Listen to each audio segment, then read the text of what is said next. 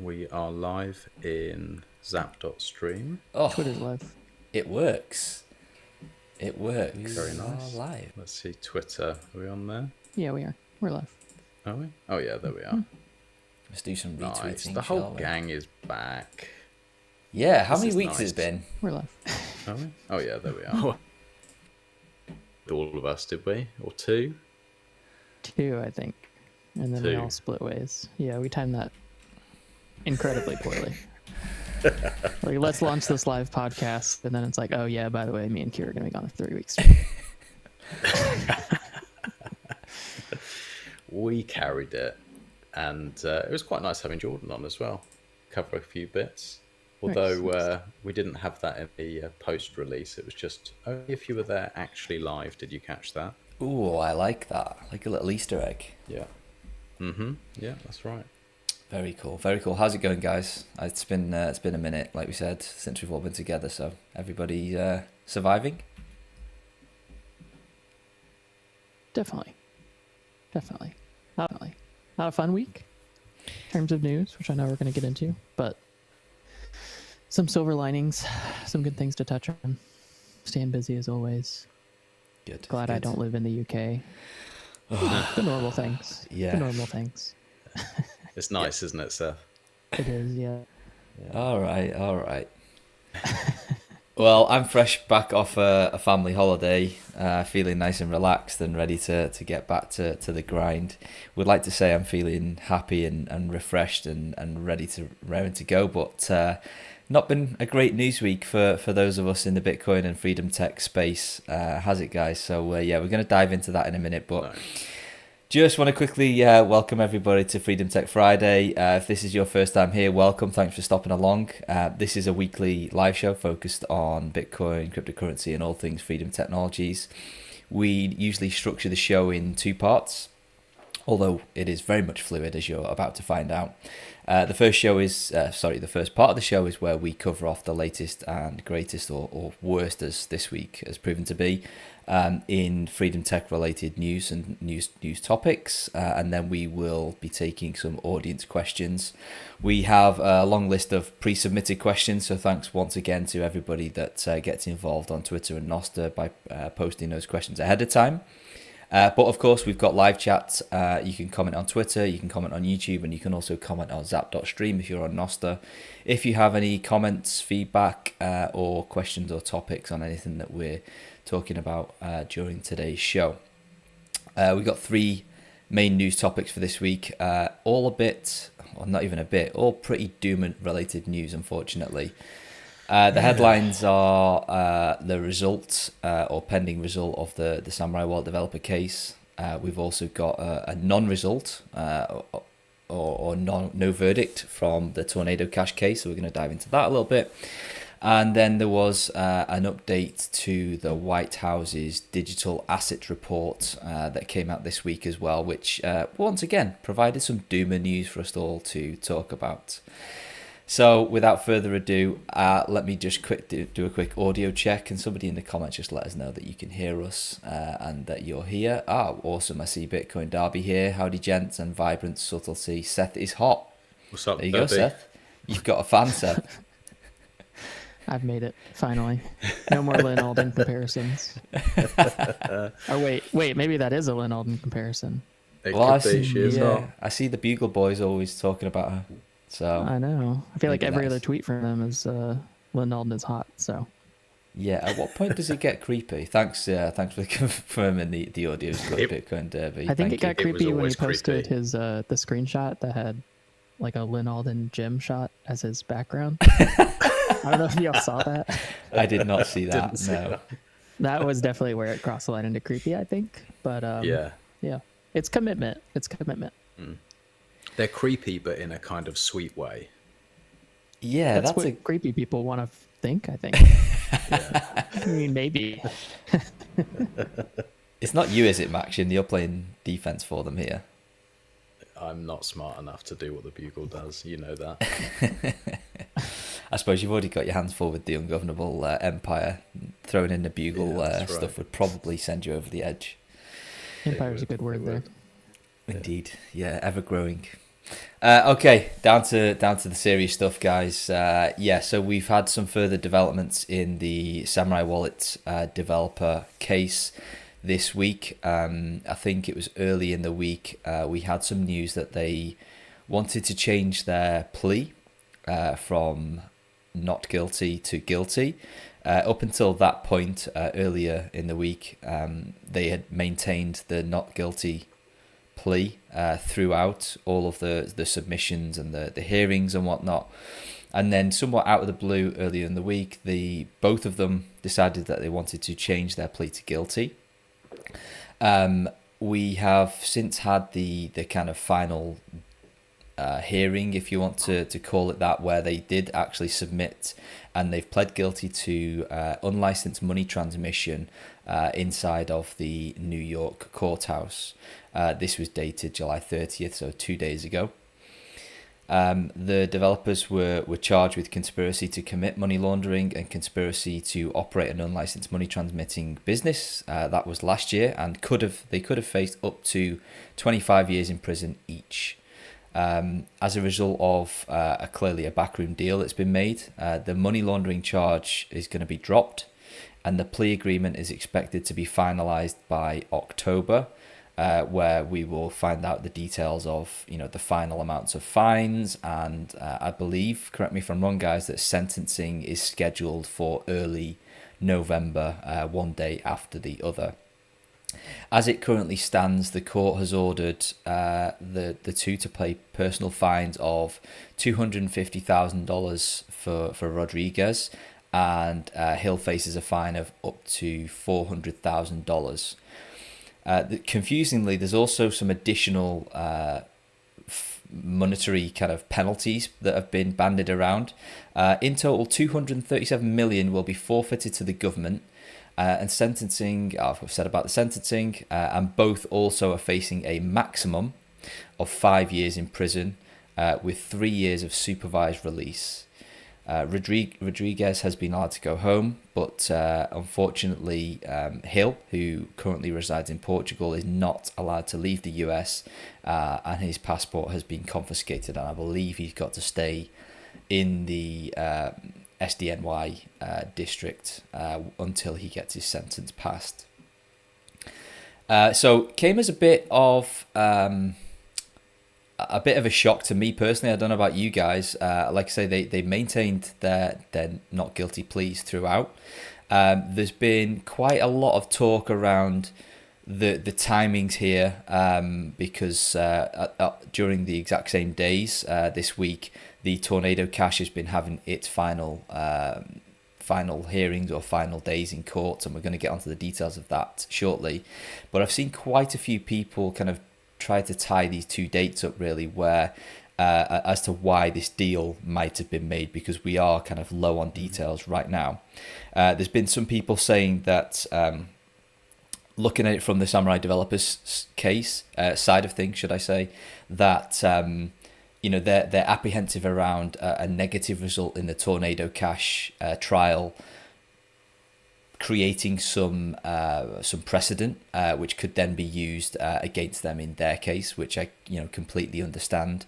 And then I've also seen some people talking about the fact that the Tornado Cash has not gone well from a prosecutor perspective.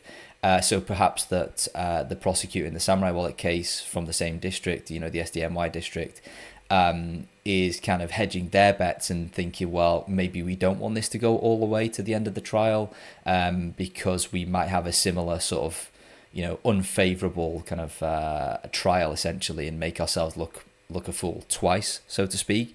So from my perspective, I kind of think that both of those show a bit of merit, or those theories show a bit of merit, and that both sides are kind of hedging and want to feel like they've got a bit of a win. If I was to put myself in the developer's shoes, the thought of 25 years in prison versus a maximum of 5 seems like a pretty, an okay trade-off, considering how bad it could be. And then, flipping my head, and not that I would ever do this, but putting my prosecutor's hat on, if you've had your I don't want to say they've had their arse handed to them, because we've not had the jury decision yet from the Tornado Cash case, but all of the stories, or many of the stories that we've seen coming out this week, have have been somewhat embarrassing for the prosecutor from where I see it. So they once again are trying to hedge their bets and seem that they have, they've locked up these guys in the Samurai case, and they've seized X amount of funds. So it feels like it's a win without them having to take it all the way through to the end of the court trial. Yeah, I mean, both theories hold water, don't they? But we won't know until we know.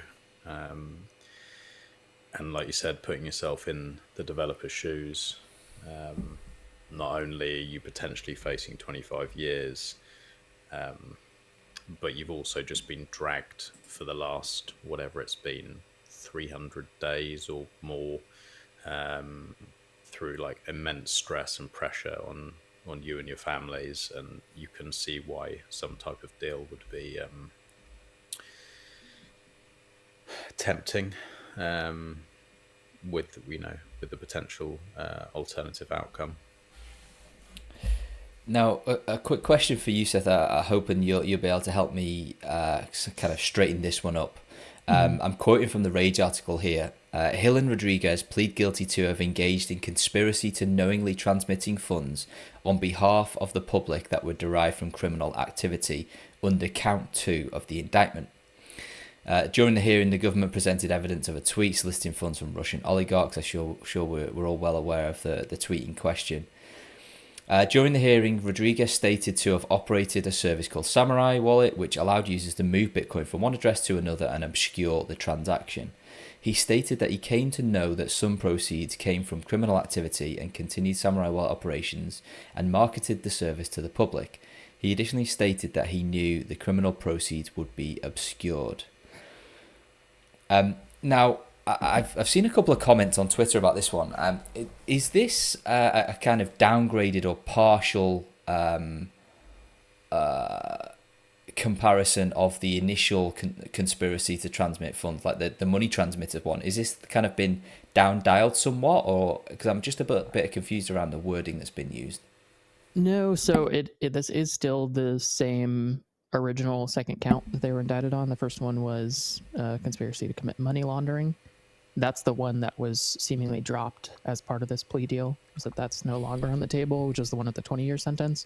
But this is still the full conspiracy to commit unlicensed money laundering that they were initially charged with, which was the second count in the indictment, and is the one that carries 5 years. The weird thing here, and I think like it's hard to find a silver lining in something this horrifying, but the silver lining here is that, like, a lot of the talk before this plea was in, when this was looking like it was going to go to trial, was that the concern would be that the precedent on this count would be the most harmful. So the money laundering one is more years, but it was less harmful for the broader industry. Whereas if there was a conviction by a jury or a judge on the money transmission, that would essentially mean that like lightning nodes and potentially even just money laundering nodes and wallet providers, that like lots of entities theoretically could be claimed to be liable for how their services are used. Since this is a plea deal and is not going to trial, this means that it doesn't actually set a legal precedent, which is important, but it is still that full charge. And the weird thing is that it was never even argued that this was money transmission. That's another silver lining, is we don't get any statements from the judge or anything like that that could be used in other cases to construe that this was money transmission. Obviously, they're admitting that it is, but in the legal sense, it carries less weight because it can't be used directly as a legal precedent. But it is very odd, because it would seem to me that like if theoretically they were doing what they were doing, it sounds a lot more like money laundering than money transmission to me, in the thing that they're admitting to. Like, they, as far as I saw in the actual things that Hill and Rodriguez said, they were more saying that they knew about illicit funds flowing through the platform, not that they knew they needed a license and didn't get one. So it's a very odd, like, how the admission fits with that is a little confusing to me, but that is kind of the interesting thing here. I will also just make one kind of comment or revision to what you said initially. So this isn't the court ordering these specific judgments, the 5 years, 6.3 million forfeiture, $250,000 and $400,000 fine, respectively, but rather a guideline that the judge will decide at the sentencing on November 6th. So I've heard that it could be more or less than this, But a very good to know, or like important tidbit here is that the defendants, Hill and Rodriguez, have agreed to not be able to appeal this if they get that 5-year sentence or more. So it looks very likely that this won't be something that they could appeal later on. Is an interesting piece of the plea deal as well. A sad one, because you'd like to be able to see them appeal it, especially if there's some change in the DOJ or something like that. But that seems to be a piece of this as well, that they won't be able to do any appeal afterwards. Okay, appreciate the clarification. And just finally on this, from my perspective at least, what's your take on, like, they've pleaded guilty to basically essentially being a money transmitter, but there's been no mention in any hearings of FinCEN, who were providing the guidance, which seems like, again, not a lawyer, not a a legal expert in any way, shape or form, but it seems as though that could be like, or could have been great from the defense perspective to be able to mention that and to leverage that. Perhaps I'm missing something here, but they seem to be pleading guilty to something that they like were not guideline. Yeah, exactly that. Yeah, and that's, I think it's easy to forget that only 2 months ago was when we had that bombshell of a discovery that the prosecution had reached out to FinCEN and said, hey, we're going to indict these guys. You agree that they were breaking your guidelines? And FinCEN basically said, no, I don't think they were breaking our guidelines. And the DOJ continued to indict them anyways. And that seemed like that was going to be a huge piece of this case, to show even FinCEN themselves, who set the guidance, who Samurai Wallet thought that they were following, didn't immediately agree, at least, that they were breaking the guidelines that had been set out. So that's definitely that's why there's going to be so much speculation around this case, because one of the downsides of this not going to trial is that none of the discovery or anything like that will probably ever come to light. But it's very odd to me, because it seemed like things were looking up for the defense. Tornado Cash trial seemed to be going very well for Roman Storm. And yet there's this sudden flip to pleading guilty, to taking a plea deal. So I'm again, it's pure speculation. I'm curious if there's something that was more of a smoking gun that just hasn't come to light, some internal admission or something that would have been much more likely to get a conviction than what we knew, but it's very hard to tell. But like you said at the beginning, the timing here is the most suspicious and odd piece. I mean, I don't know if y'all remember, but the week when Samurai Wallet was indicted, we got the Samurai Wallet indictment. This was last April. We got Samurai Wallet indictment. We got a statement by the prosecution on Tornado Cash that was horrifying. We got a statement by the FBI on not using any services that don't do KYC and that aren't licensed money service businesses, essentially saying don't use things like Samurai Wallet. We had this storm of a week where so many things came out all at once. It seemed very orchestrated. And then now again, we have what was supposed to be the last week of the Roman Storm trial. Obviously that deliberation has been delayed, which I know we'll touch on a little bit, but that was supposed to wrap up on Thursday. So we could have had a verdict as soon as yesterday. Then the Samurai Wallet plea deal happened very quickly out of nowhere right before that, which is also odd. I'm not sure why that needed to be done now, but like you said, there's some incentives for both the prosecution and the defense to get it done now, depending on which way this Storm trial swings. It can affect the verdict there. But on the flip side, you can also, something that I've been hearing from lawyers that I trust, is the one thing that this plea deal can be used for is that the sentence laid out in this deal can be used to inform any sentencing of Roman Storm if he is convicted by the jury. So that could be something where the DOJ is trying to use this to get a harsher sentence for Storm if the jury does convict him. But obviously that's seeming uncertain now. So there's so many things going on at play. I think it is very suspicious that this stuff happened all in the same week. And I think will be cause for a lot of conspiracy theories and deliberation and thought around it, because it's an odd aligning of things, almost exactly like they aligned at the beginning of all this mess. Yeah, I think obviously it's all going to kind of, I guess, come out in the wash in the weeks and months that follow, and there'll be some admissions from either side as to some of the decisions that have been made. But for now, I guess, like I say, we can only kind of draw, some guess-based conclusions to what's going on and as to the incentives as well behind all of these decisions. So I think that's probably a good time to move across to the Tornado Cash case that we've referenced a couple of times already. But the trial has now finished this week. On July 30th, the defense and the prosecution gave their closing statements. I believe the prosecution's was nearly a 2-hour long closing statement, by the prosecutor Benjamin Gianforte. His closing statement was essentially trying to paint a picture where Roman Storm was aware and did nothing to prevent illicit funds from flowing through the Tornado Cash service. And prosecutors have continued to kind of characterize messages and things like that in such a way to make it as damning as possible that that they essentially knew what was going on, and that that they kind of washed their hands of it and that they did nothing. Similarly to the Samurai Wallet case, there's been some, I guess you could call it, bad taste jokes that have also been leveraged by the prosecution. Obviously with the Samurai case, we referenced the Russian oligarch tweet. In the Tornado Cash, we have something somewhat similar where there's actually a photo of Roman Storm wearing essentially a t-shirt of a washing machine with the Tornado Cash logo in the center. I'm sure we can all imagine the kind of connotation that could how that could be received, and unfortunately that has been used against him as to his knowledge of like how the service operated, or the purpose of the service, should I say.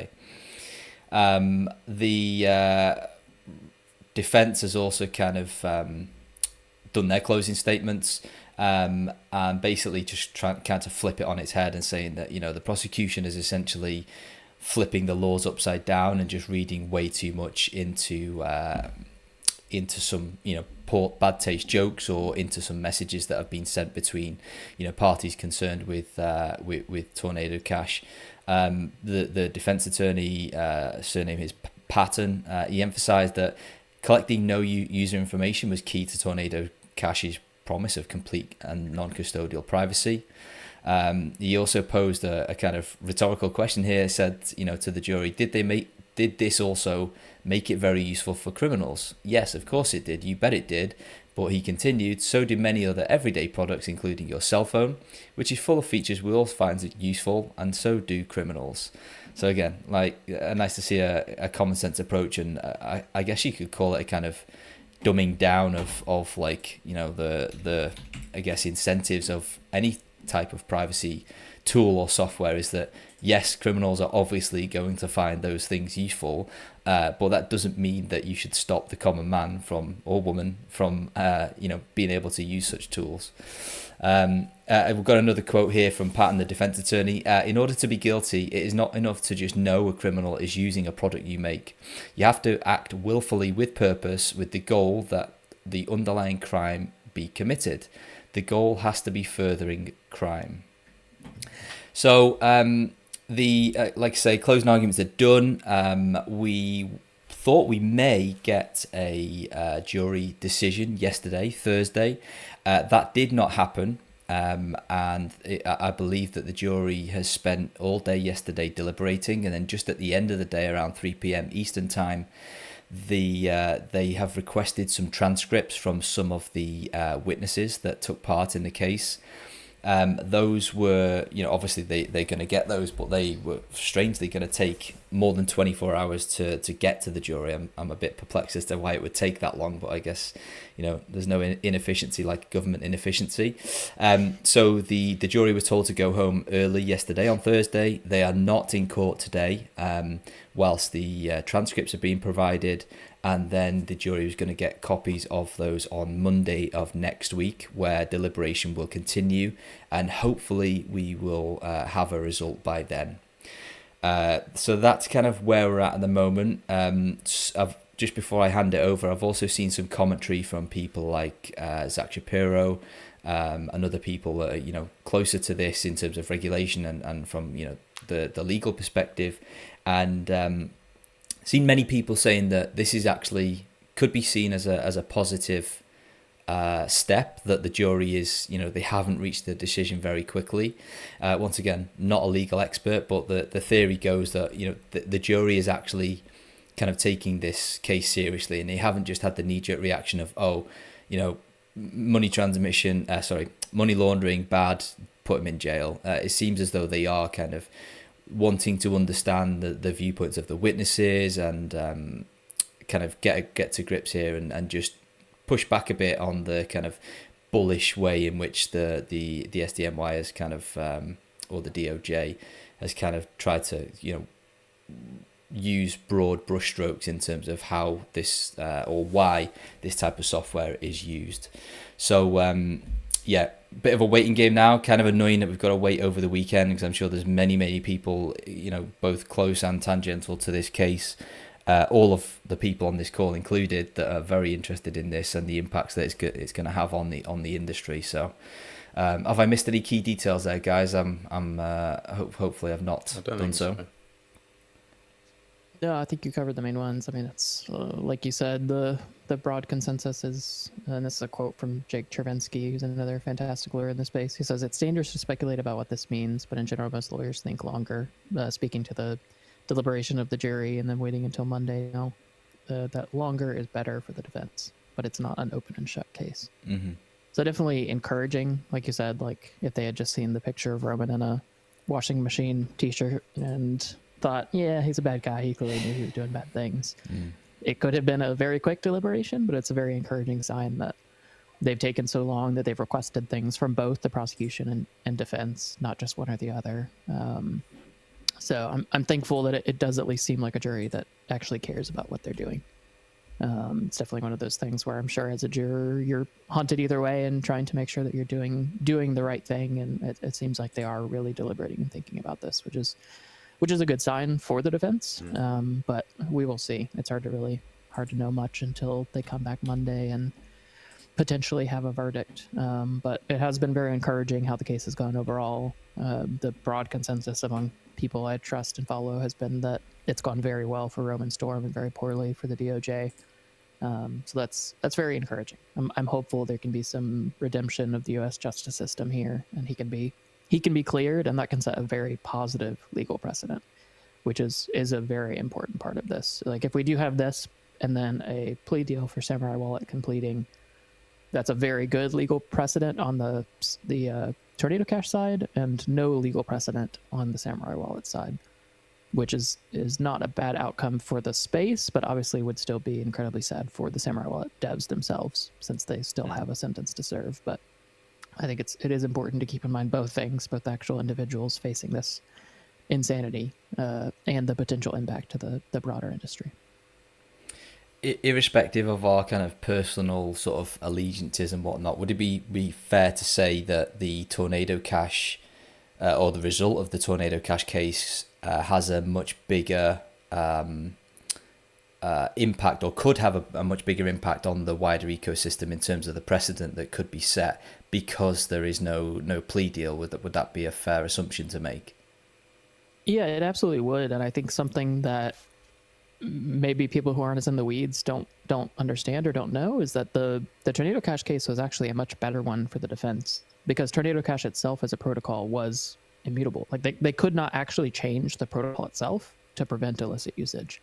They could do some things on the front end, which they did, but that was one thing that would have been incredibly damning, is if it was actually a crime to create a tool that provides privacy that you then cannot stop or censor how it's used. Like you could see the liability of that becoming true of essentially anything. Like the Linux kernel, could Linus be held liable because the Linux kernel is an example I've seen used? Could Linus be responsible for the Linux kernel being used in centrifuges in Iran to create nuclear weapons? Like, would he be breaking sanctions laws by doing that? Like, some of the ramifications of this case could have been even more insane than the Samurai Wallet one. And I don't say this to throw shade or obviously say that the Samurai Wallet devs were guilty of anything, but the unique differences between Tornado Cash and Samurai Wallet, the Samurai Wallet was a centralized service that they had more control over, even if it did not ever take custody of users' funds and did not have clear mechanisms to prevent illicit usage. The Tornado Cash one was absolutely out of the control of the Tornado Cash developers. So it was always a better case for the defense, but also a more, I hate to say more important because I know that's not gonna sound right, but a more influential, maybe is a better term, a more influential case in terms of what precedents it could set. So a positive precedent there would be massive because it would reinforce code as free speech, which is the core underpinning of the U.S. legal system when it comes to building things like Bitcoin, like Ethereum, like Tornado Cash, like Samurai Wallet. Okay, I appreciate the clarity there. Max, anything else on the Tornado Cash side of things before we move on to the third and final news piece? No, I think you covered it perfectly there. Okay, so obviously, we're waiting for the result of that one, so I'm sure we'll be talking about this this next Friday because that should give the jury plenty of time to get the decision out. I'll be very surprised if it runs on for a full week, given that they're already in deliberations. But I guess there are such things as hung juries, and I've got no idea whether that would be a positive thing or not, or how common that is. But obviously, we will, of course, be reporting on that next week as well. So the final piece of Doomer news that we've got for you guys this week is the White House Digital Assets Report. This was a report, obviously, on digital assets produced by the White House. I'm not sure exactly who is behind it, but Lola Leeds from The Rage, which, if you guys have never heard of that, is a fantastic publication that covers everything that we've been talking about today in great detail, both in written content and also in video snippets by people like David Morris as well, who's in the courtroom for both of these trials and reporting back. So if you want to stay up to date on a day-by-day basis, would urge you to go and check out therage.co. So yeah, as I was saying, Lola Leeds yesterday published a great breakdown, kind of scratching under the surface of the new digital assets report, which was released on Wednesday. The digital assets report was kind of clarifying what policies it's urging the Treasury to take to solidify a digital assets regime. Many people expressed disappointment that the report has lacked clarity on how much Bitcoin the US government owned. Couldn't care less.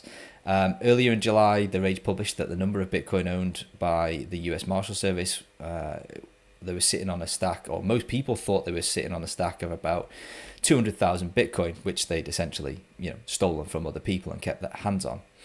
Yeah. But it turns out, thanks to a Freedom of Information Act that Lola submitted, that they've actually got 30,000 Bitcoin, which many people who were bullish on the Trump admin and the whole strategic Bitcoin reserve were not very happy about. So it turns out that they probably sold well over half of the Bitcoin that they've stolen from other people. Also, as part of this report, it was also very woolly on the lack of strategy to establish their strategic Bitcoin reserve over and above keeping a hold of the stuff that they'd already stolen, which it seems that they're not doing a very good job of. So what else have we got here? Yeah, so according to the report, the White House is very concerned with how, quote, illicit actors such as the Democratic People's Republic of Korea and ransomware actors continue to use mixers to obfuscate and launder funds. In 2023, the Financial Crimes Enforcement Network, FinCEN, spoke about those earlier, proposed a rule that would require financial institutions to monitor and report transactions involving cryptocurrency mixers. The White House is now, as part of this new report, urging FinCEN to finalize the Biden-era mixer rule, which applies to Section 311 of the world-famous Patriot Act. And this is going to apply to certain cryptocurrency transactions, and this is where we get to the juicy bit. FinCEN's mixer rule, and I'm using mixer in quotes there, that's their words, not mine, would deem any transaction facilitated in a manner that obfuscates the source, destination, or amount involved in one or more transactions as a, quote, primary money laundering concern, regardless of the type of protocol or service used. Here comes the examples. Number 1, pooling or aggregating cryptocurrency from multiple persons, wallets, addresses, or accounts. So, reading between the lines, that's obviously coin joins. That could be pay joins. That could be just sending from two addresses in your own account. If you wanted to, interpret it quite literally, because it says pooling or aggregating from multiple persons or wallets. So you could construct a Stonewall transaction all from within one wallet, but it could be argued that you are, creating that in such a way to obfuscate the source, destination, or amount. Number 2, using programmatic or algorithmic code to coordinate, manage, or manipulate the structure of a transaction. Kind of another way of basically saying what I've just said. Number 3, splitting cryptocurrency for transmittal and transmitting the cryptocurrency through a series of independent transactions. So that could be like your stereotypical kind of peel chain where you're sending to yourself through different kind of hops, as we sometimes call it.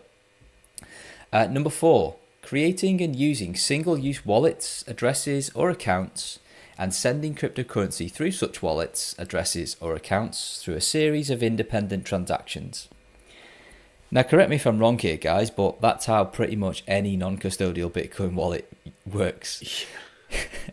You have single-use addresses, and every time you press receive, you see or you get generated a new one. So this is, the terminology being used here is intentionally kind of vague and wide-ranging, as is always the case with these types of situations. I forgot what number I'm on now. 1, 2, 3, 4. Number 5. Exchanging between types of cryptocurrency or other digital assets. So using something like bolts or swap services. And then finally, number 6 is facilitating user-initiated delays in transactional activity. So, the way I interpret that is it's something like Ricochet, where, you have time-based delays where you send to yourself and then onto a third party. So basically, as you can see how broad and wide-ranging those kind of criteria are, what this means essentially is that the quote-unquote mixer rule is not really a mixer rule, but really a rule that would criminalize any attempt at privacy on a transparent blockchain. Not even privacy, any attempt of use it. Of holding Exactly, your own funds, yeah. like literally anything. Yeah, just a quick recap for the one with point number 4 that we're talking about here. Creating and using single-use wallets, addresses, or accounts, and sending cryptocurrency through such wallets, addresses, or accounts through a series of independent transactions. Mind-blowing. Not mind-blowing, because, not surprising, but absolutely disgusting. As expected, and not fucking good. Yeah, it feels like a huge rug pull for an administration that was trying to paint a picture, or did successfully paint a picture because they got elected and were backed by most of the politically charged people within the industry. They tried to paint themselves as the pro Bitcoin, the pro crypto administration. There's all sorts of quotes from Orange Man. Saying, you're going to be able to play with your Bitcoins and we respect the right to self-custody, blah, blah, blah, blah, blah. And, then you get rug pulled with something like this, which is coming directly from the White House. It's, like you say, Max, we shouldn't be surprised. But, we've talked numerous times around kind of precedent here and impacts to the industry. And this seems to potentially have just as big of an impact, if not more, in my opinion, than the 2 legal cases that we've just been talking about. Like, this could really, really kneecap sovereign Bitcoin usage. Yeah, it's the end of Bitcoin, the Bitcoin and cryptocurrency that we care about.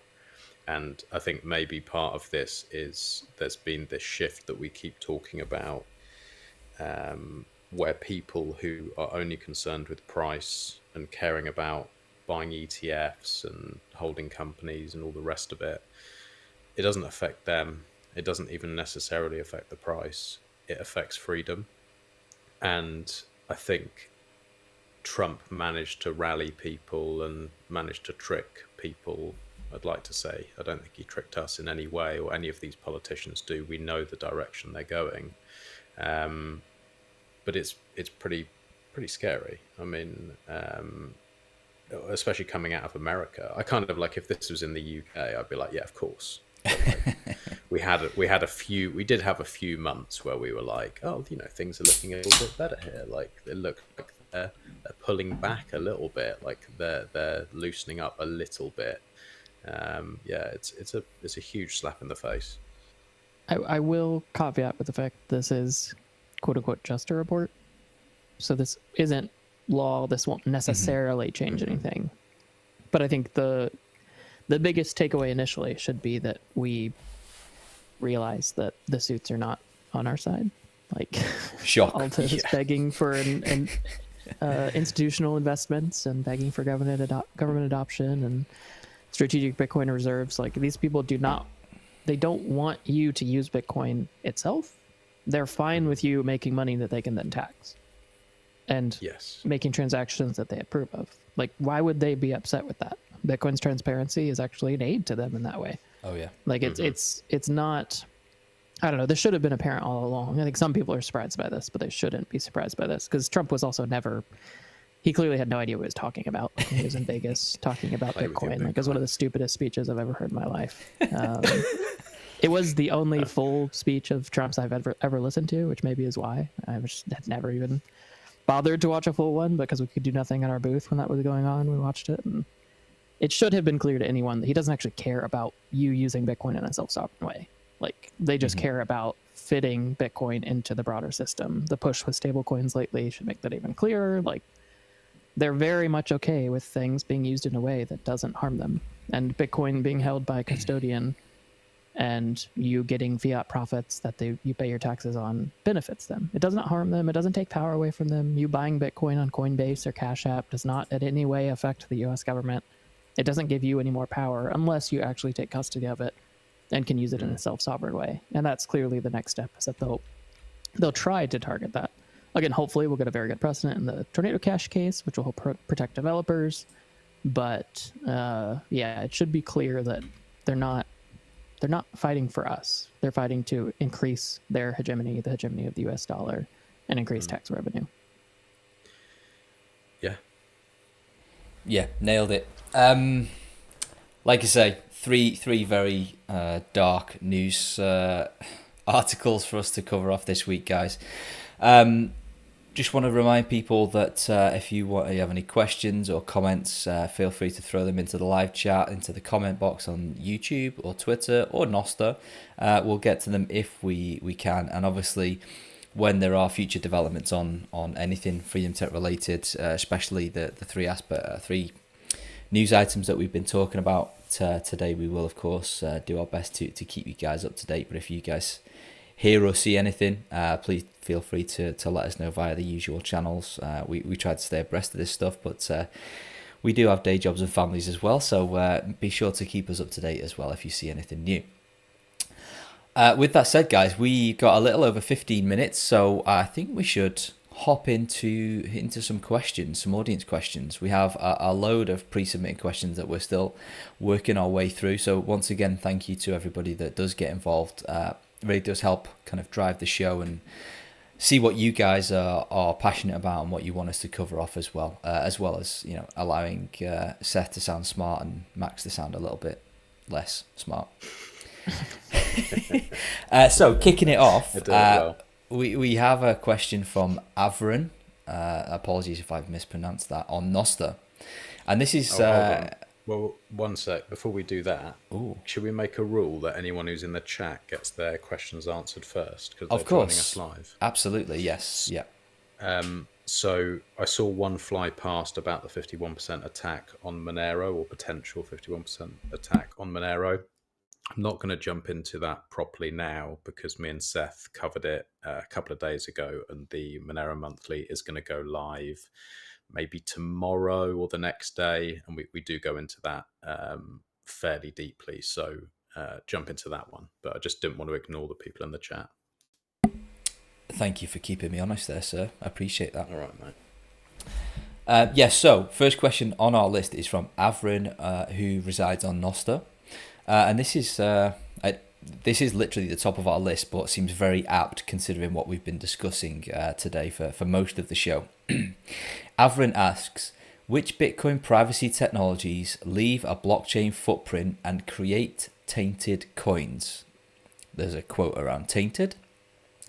In Bitcoin, all on-chain activity is permanently visible, and most privacy-enhancing techniques leave recognizable patterns. These can lead to, quote, taint, where coins are flagged by blockchain surveillance tools like Chainalysis, Elliptic, or TRM Labs as suspicious or high risk. Max, I'll let you take this one first.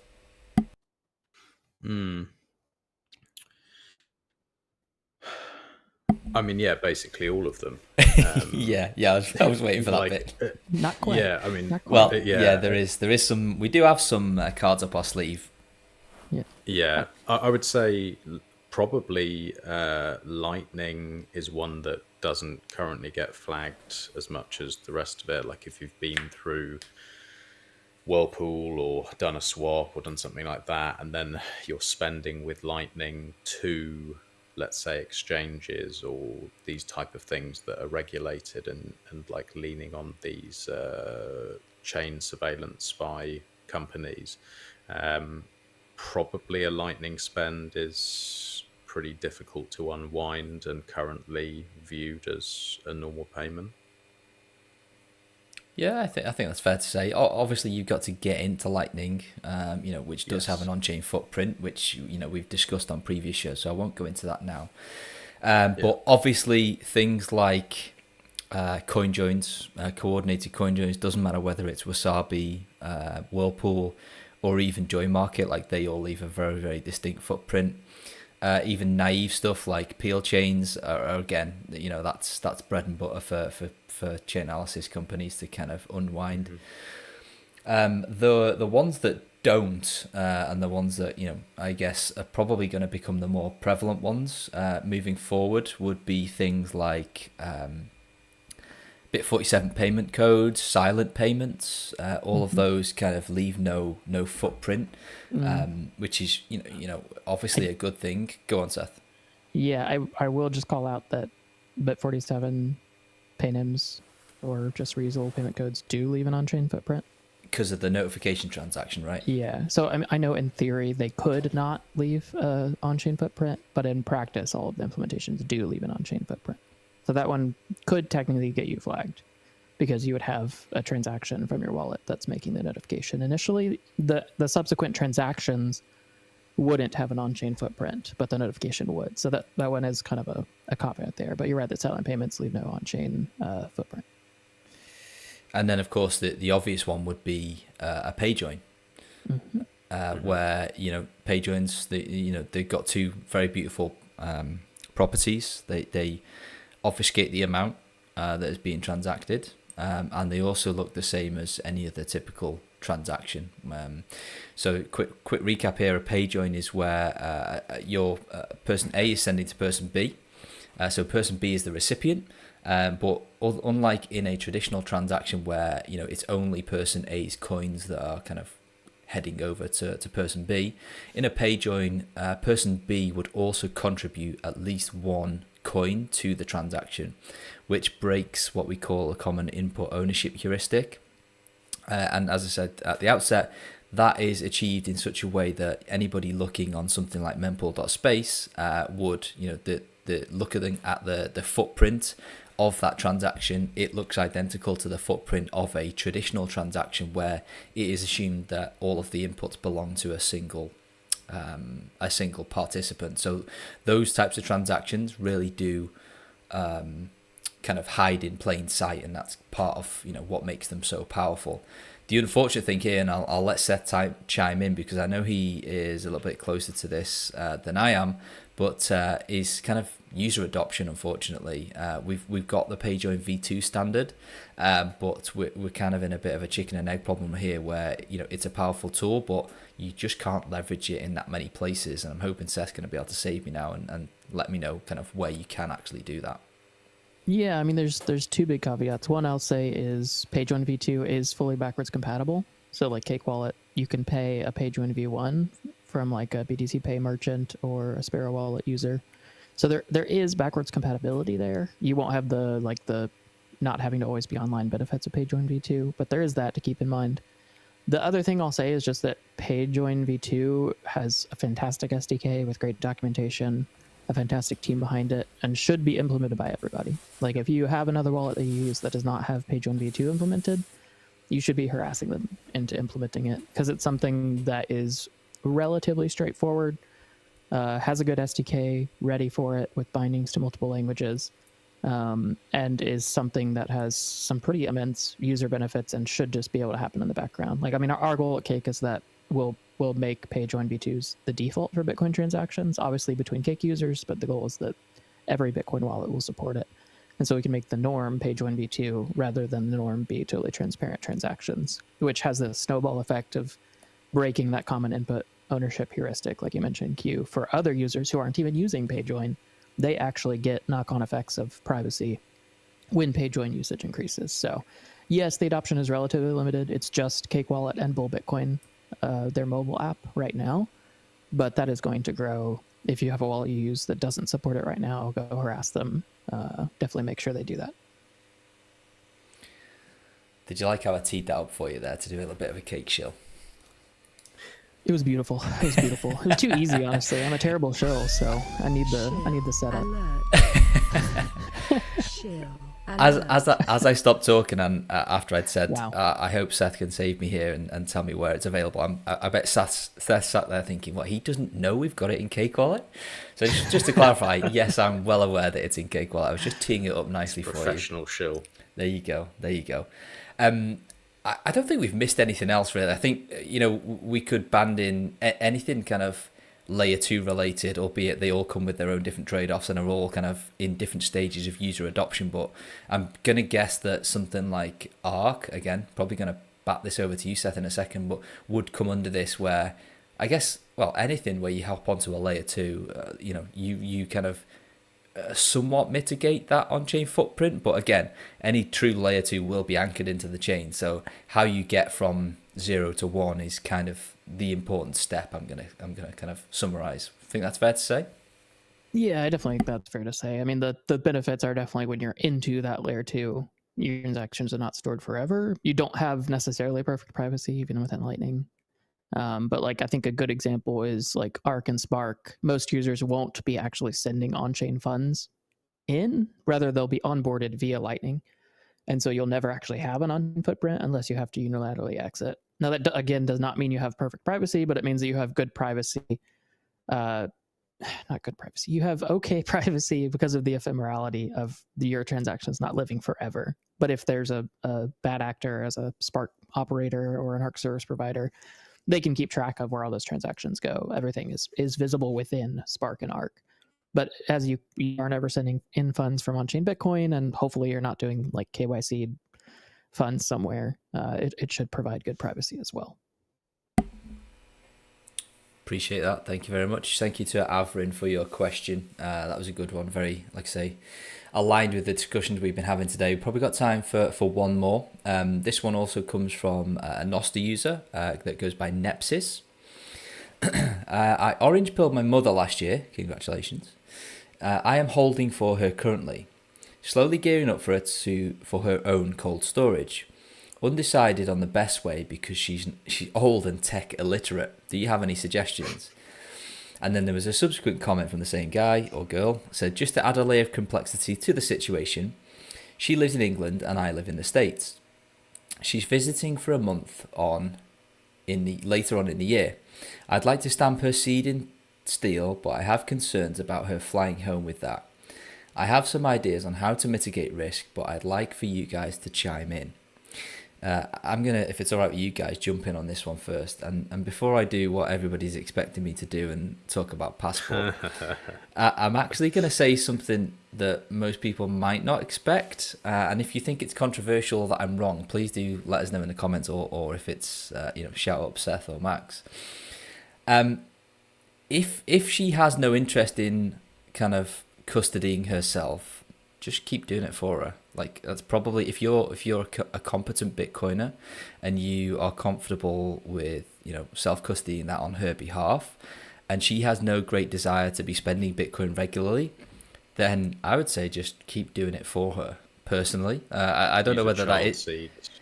Yeah, I don't know whether that is a controversial opinion. Maybe that, you know, just because, you know, Nepsis, the guy or girl behind the question, you know, clearly passionate about Bitcoin, they're on Nostr, they've orange pilled their mother. If, you know, your mum's old and tech illiterate, as you say, and maybe she's just kind of gone along with this because, you know, she's seen that you do it or that you've badgered her enough, and she's not that kind of motivated to fully understand the risks, then I would say just keep doing it for her. You know, if you can safely custody those funds, and, you know, she's clearly your next of kin, and trusts you not to run away with that, then I don't think it's a bad thing that you custody it for her. And, you know, maybe you might be putting her in harm's way potentially by forcing her or persuading her to do it herself. What do you guys make of that? I think that's fair. Yeah, I mean, I think the Uncle Jim model is good. Like, I don't, there doesn't need to be this fight for necessarily every single person to take self-custody, but not trusting a like random third-party custodian is a good thing. But if you're the tech bro, I mean, I help family members with self-custody. I think that's totally fine. You then need to take even more personal responsibility and time to make sure that your setup is secure, because I would guess that losing your parents or brothers or sisters Bitcoin because you forgot the seed or something would probably not make for a fun Thanksgiving meal. God, no.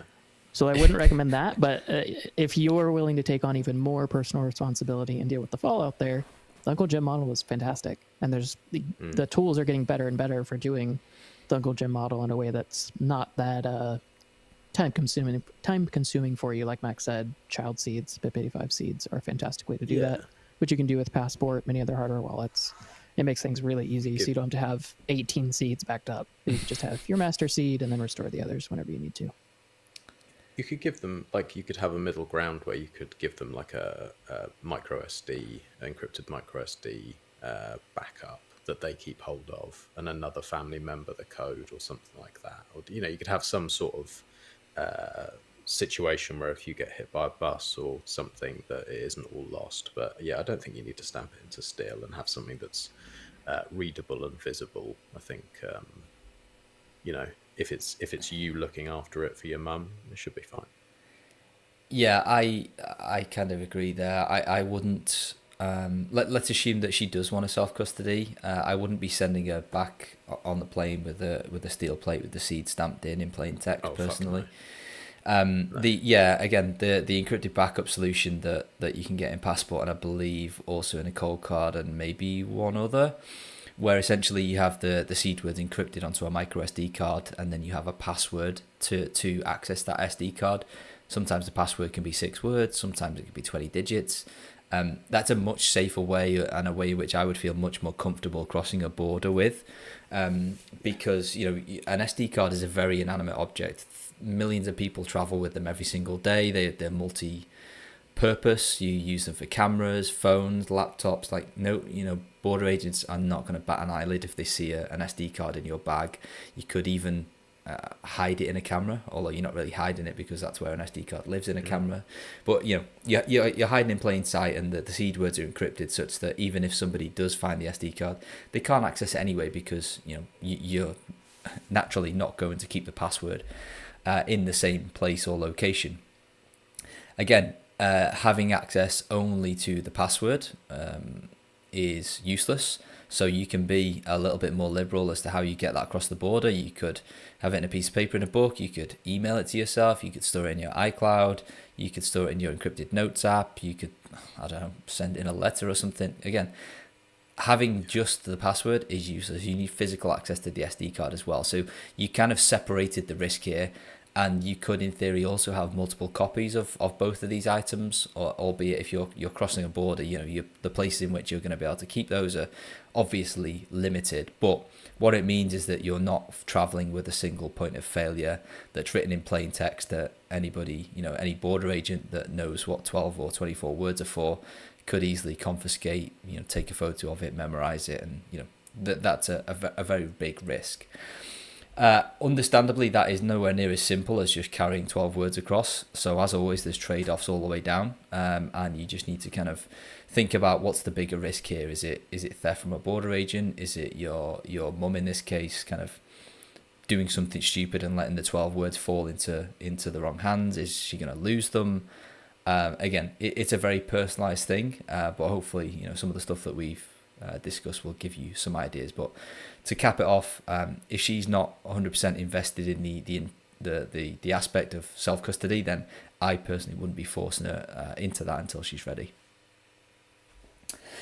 All right, guys, we are at time. That one went very quickly. Lots of doom and news, unfortunately, but hoping that we did a good job of keeping you guys up to date. Thank you to Avrin and to Nepsis on Nosta for your questions.